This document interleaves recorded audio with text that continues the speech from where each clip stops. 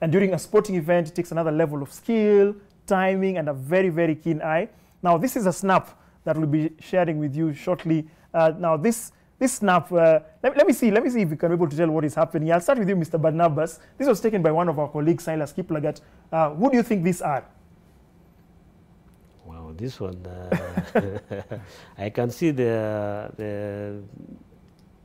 think the marathoners and their ladies and men also here. I'll give you a hint. We got an update about them earlier in the show. How they were about their diet. There's a gentleman who spoke about their diet. It's a national team. Oh, maybe these are volleyballers? Yes, that is a volleyball. These are the volleyball team. Yes. They were in Brazil, eh? Yes, they were in Brazil, but this is now Elias. They were, I think, just warming up before their game against Serbia's second string side. Yeah, the normal way they psych themselves up, you know, let's go Kenya, let's go, put their hands together. And that is by our photographer, photojournalist of the year, Sila Kiplagat. I think he was using a fisheye lens, put it down there, and then maybe use a remote control, and you know, there you are. You get a very nice... yes, Mr. I also want to say something about they were training in Brazil. You know, also I'm a member of National Olympic Committee. Yes. So we have been following them.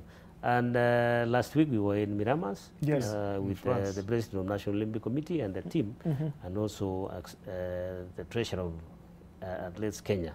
So the idea is that, you know, to make partnership, create partnership with other countries, like they did in Brazil. Now they went to Serbia and then back to Holland, so that they can acquire more skills in the training. When I sent the team to Miramas, the juniors team, I had 6 of them make the team for the World Under-20 in Cali. Okay.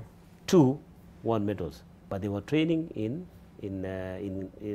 Miramas, and those ones are the 400 meters hurdles and the 400 meters. So they did very well, and that is what we now need to engage more to get more skill for our sportsmen and women by activating partnership with other countries, and also getting equipment from those countries so that our athletes can use. That's the best way now we can do, and I'm sure this team is going to do very well in Holland.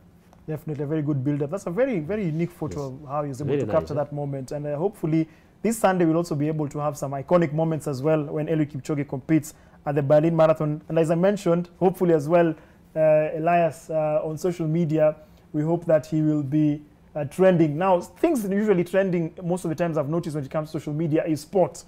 By and large, every single time it's sports that's usually trending. Now, we're going to take on a lighter side of sports, look at the interesting memes that have been trending online. Now, we're going to be having them shortly on your screen. Now, this one was posted on Twitter. Breaking, Graham Potter has been sacked by Chelsea. Hold up. This is somebody who says they are practicing for December because, Elias, you know very well with the troubles that plague Chelsea with their management. Yeah, revolving door, you know, change of ownership, change of coaches every time. Yeah, so I mean, in the winter break, it could happen again. I mean, it's a very unique winter break because we have the World Cup in Qatar. So, I mean, a very tall order for, you know, Graham Potter. An interesting comment there. Hopefully he'll remain. Remember, he replaced Thomas Tuchel, who was fired unceremoniously despite leading the Blues to win in the Champions League. That is an interesting tweet there. Let's have another one and take a look at what people are saying online. This is a funny one. Can you guess who that player is, who they're making fun of? Used to play for Borussia Dortmund. Yes. Now at City.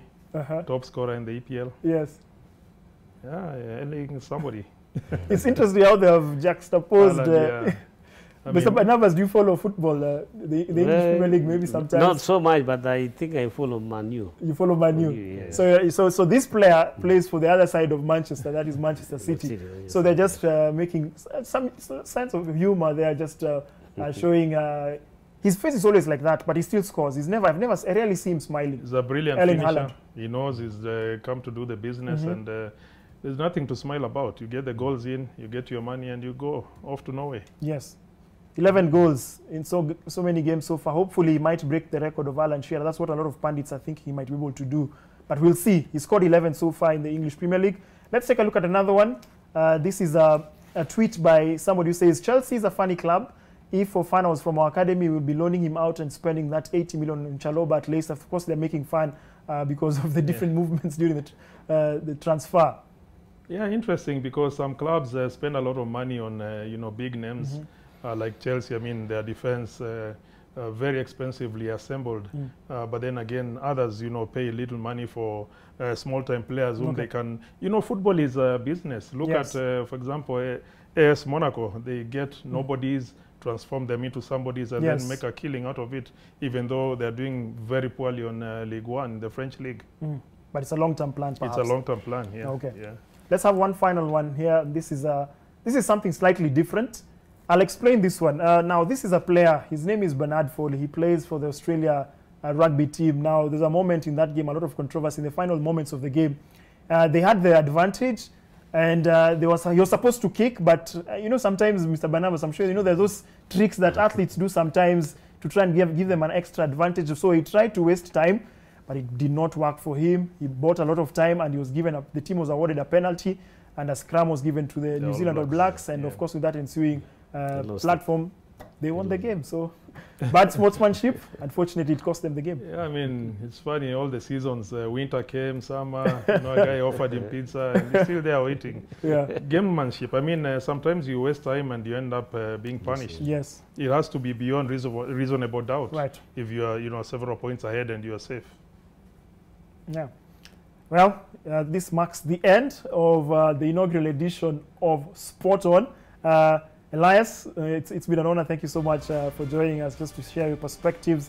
Mr. Barnabas Korir, I also want to say a very, very, very big thank you to you for joining us. As Elias said, hopefully we might have another senior role. Yeah, you never know. We never know, but by and large, we just want to say thank you very much to the entire team behind the scenes who made this production possible. I want to say a big, big asante to you. And remember, as I had mentioned during the show, if you know any Kenyan sports personality who you want us to focus on, please kindly send a tweet at Bernard Ndong, at NTV Kenya, at Elias Makori. You can even DM me on social media, on Instagram, and we'll be able to focus on them, because these are the athletes who are flying the Kenyan flag high. Any sporting discipline, we will focus on them. Thank you so much for watching. My name is Bernard Ndong from the entire team. Have a fantastic, fantastic Monday night.